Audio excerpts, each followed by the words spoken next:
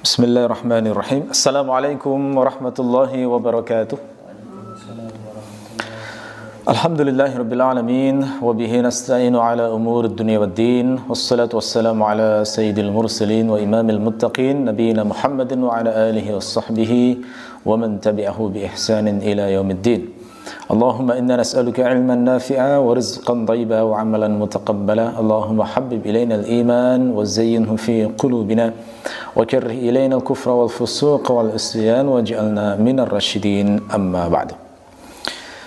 Baik, saudaraku sekalian rahimakumullah. Hari ini kita membahas tentang jenis budak yang dinamakan mudabbar.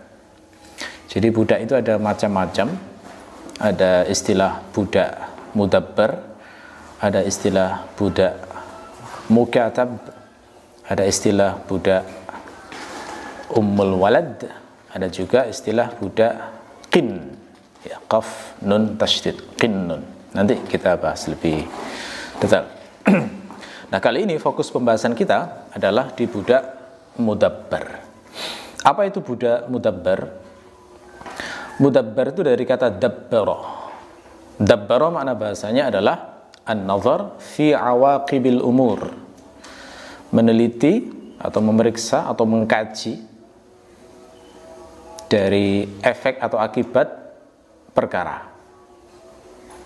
Ya, biasanya dengan mudah kita terjemahkan mengatur, ya. Dabbara, mengatur atau mengurus. Aktivitasnya disebut dengan tadbir, ya. Orangnya yang melakukan aktivitas pengaturan disebut mudabbir. Kalau yang diatur, isim maf'ulnya dinamakan mudabbar, ya. Jadi kalau mudabbir isim fa'il bermakna pelakunya yang mengatur. Kalau mudabbar itu isim maf'ulnya, objeknya yang diatur. Jadi makna bahasa mudabbar itu adalah orang yang diatur. Nah, itu makna secara bahasa. Nah, adapun secara istilah, maksud dari budak mudabbar itu adalah budak yang dimerdekakan tuannya setelah kematian tuannya. Jadi maksudnya kemerdekaan budak ini digantungkan pada kematian orang tuanya. Ditaklik, digantungkan pada kematian orang tuanya. Maaf, kematian tuannya. Jadi kalau tuannya itu mengatakan, nanti kalau aku mati, maka kamu bebas. Nah, itu baru dinamakan, statusnya langsung berubah menjadi budak mudabbar. Ya, dimana orang tuannya ketika mati, maka otomatis dia langsung merdeka. Ya. Kenapa kok pakai kata dabbaro? Nah, ini penjelasan para ulama, karena istiqaqnya dari kata ad-dubur. Ad-dubur itu belakang, bagian belakang. Nah, bagian belakang yang dimaksud di sini adalah karena dia itu kemerdekaan budak tersebut dikaitkan dengan bagian akhir atau belakang dari kehidupan, yakni kematian. Nah, maka dia dinamakan mudabbar. Aktivitas tadbir, yakni membebaskan budak dengan digantungkan pada kematian tuannya, itu sudah dilakukan semenjak masa jahiliyah. Ya, kemudian ditakrir dalam Islam dan dipraktekkan oleh sejumlah sahabat, baik di kalangan muhajirin maupun ansar.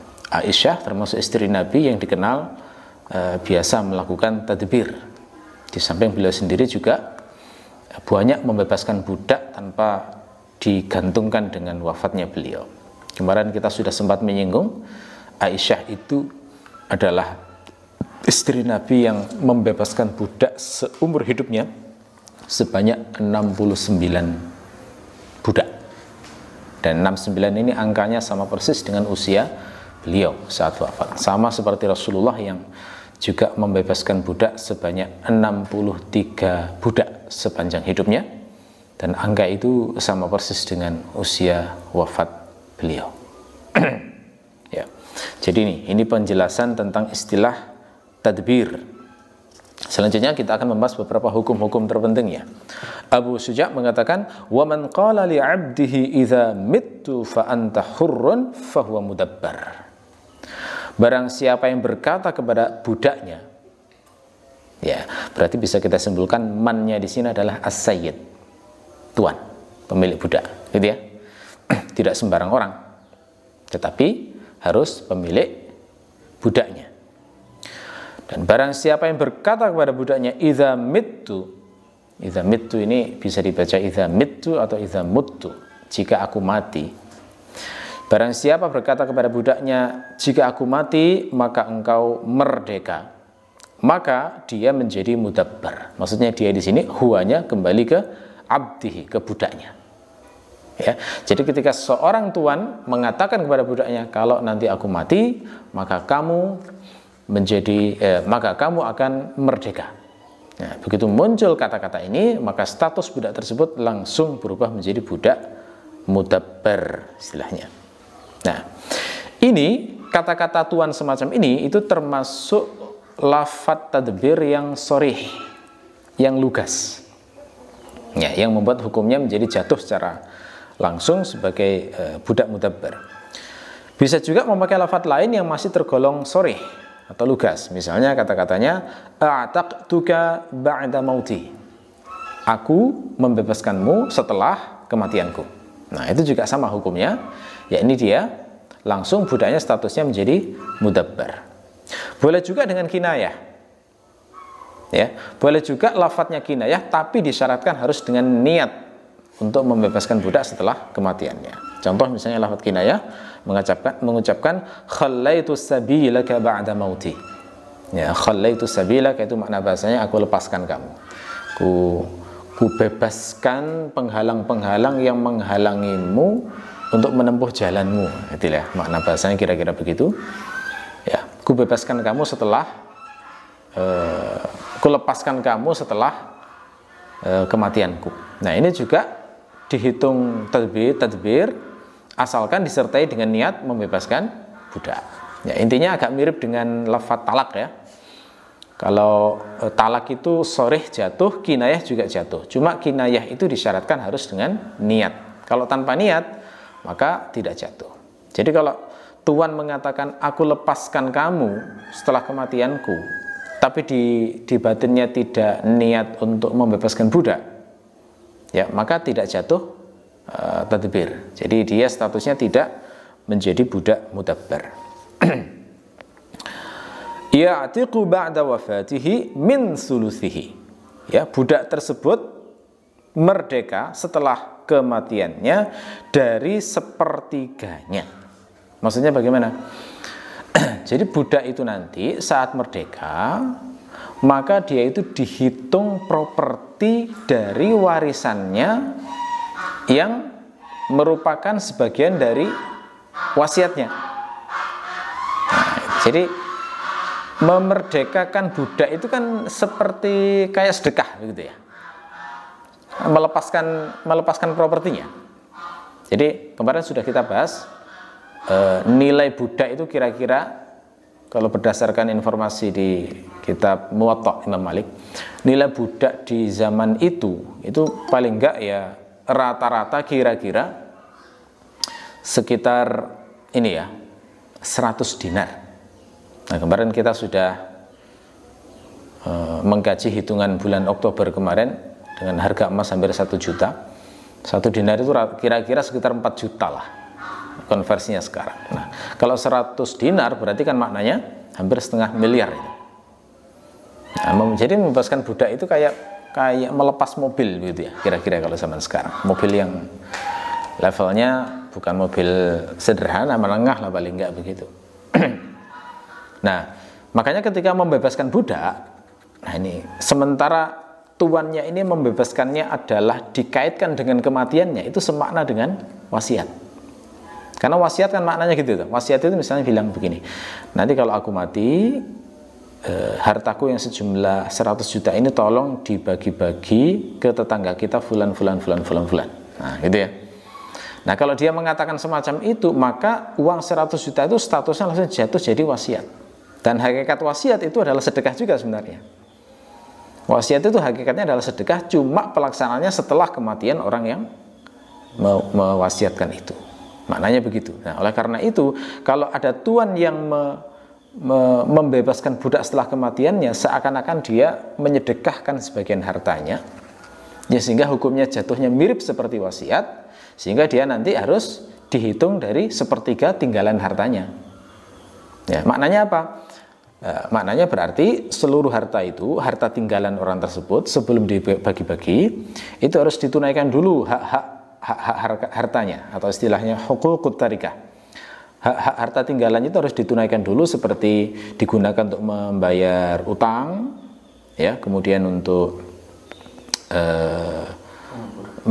biaya perawatan jenazahnya, kemudian termasuk juga menunaikan wasiatnya tadi, gitu ya. Nah, jadi misalnya orang itu meninggalkan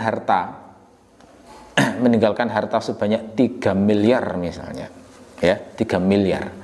Kemudian dia mewasiatkan, dia melakukan tadbir terhadap budaknya ini, ya, maka berarti nilai dari budak ini dihitung dari sepertiga tinggalannya tadi. 3 miliar berarti sepertiganya berapa? 1 miliar, kan gitu ya. Lalu kemudian sepertiganya 1 miliar, nilai budaknya tadi berapa? Anggap aja misalnya 400 juta tadi. Maka berarti 1 miliar dikurangi 400 juta, sisa 600 juta. Nah, 600 juta ini kalau masih ada wasiat yang lain selain tadbir, maka dipakai di situ. Maksimal hanya 600 juta yang boleh dibagikan untuk wasiat. Gitu. Ya. Kalau misalnya nggak cukup uangnya dari wasiatnya, maka tetap hanya 1 miliar tadi dengan dibagi dengan teknik seperti aul kalau dalam ilmu waris nantinya. Gitu ya.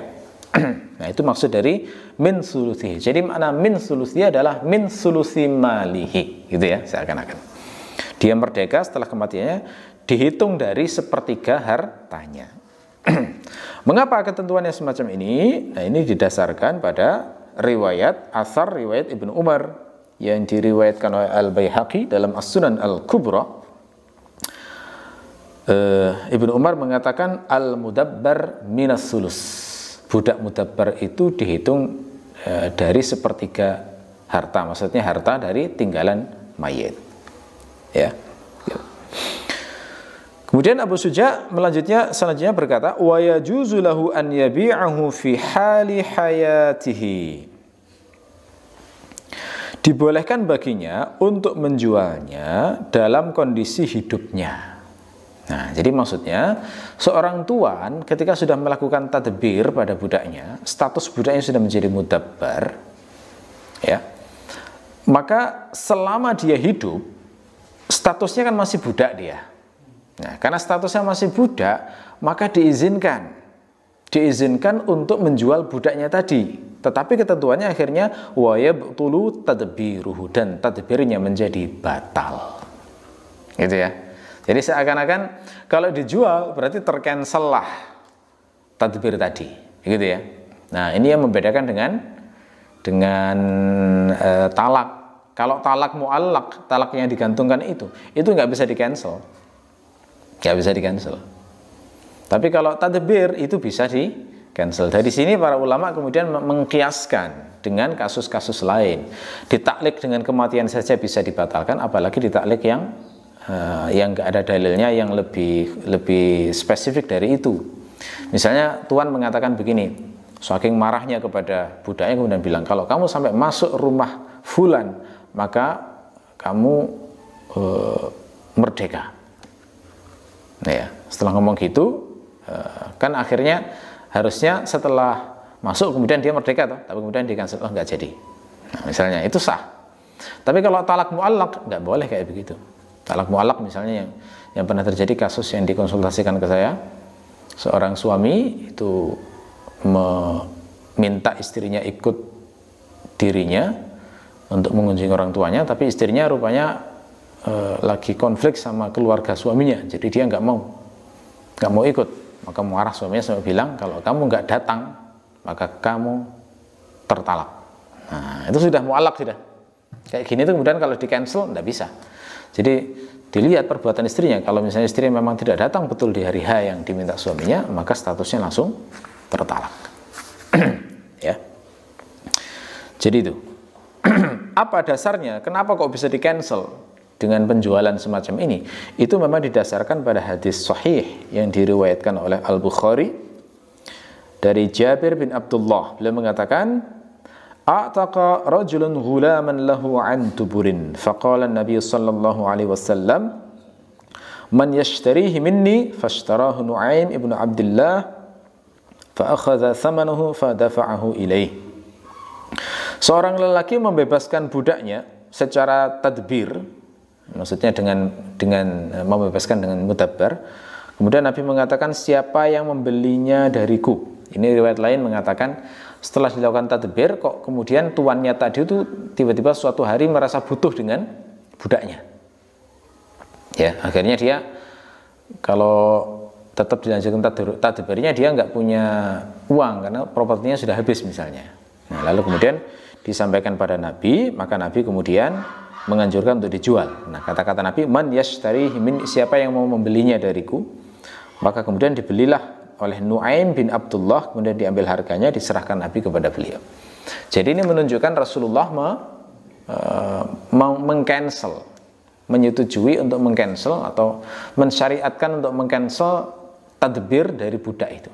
Nah, ini menunjukkan berarti bisa dibatalkan selama budak tersebut, selama tuannya masih hidup, maka boleh dijual. Dan hukumnya menjadi batal, tadbirnya menjadi batal. Ya. Wa hukmul mudabbar fi hali hayatis sayyid hukmul abdil qin. Hukum budak mudabbar dalam kondisi hidupnya tuan adalah sama seperti hukum budak qin. Nah, ini muncul ya, yang saya singgung tadi, budak qin. Apa sih al-abdul qin itu? Budak qin itu adalah budak reguler maksudnya ya. Jadi yang masih kondisi asal gitu. Istilah al-qin itu adalah budak murni yang sempurna aspek perbudakannya. Ya, yang saya sebut tadi beberapa istilah, budak mudabbar, kemudian budak mukatab, budak ummul walad, itu kan budak-budak yang sudah menjelang merdeka. Jadi sudah bukan reguler lagi, yang sudah istilahnya sudah ada kondisi khusus yang berpeluang dia itu menjadi merdeka. Nah, budak qin itu yang masih sempurna perbudakannya, yang budak asal lah istilahnya, ya. Nah, di sini dikatakan hukum budak mudabbar selama tuannya masih hidup sama persis dengan hukum budak qin. Nah, maknanya apa? Berarti boleh dijual, boleh dihibahkan. Kalau dia bekerja, penghasilannya dimiliki tuannya. Kalau misalnya dia sampai dibunuh, maka tuannya berhak qisas atau menerima diat, gitu ya, dan lain-lain. Jadi makna disamakan status hukumnya dengan budak qin itu adalah agar bisa berlaku berbagai macam konsekuensi terkait dengan budak-budak yang masih sempurna perbudakannya. Oke, jadi itu singkatnya penjelasan tentang budak mudabbar. Baik, sampai sini mungkin ada pertanyaan.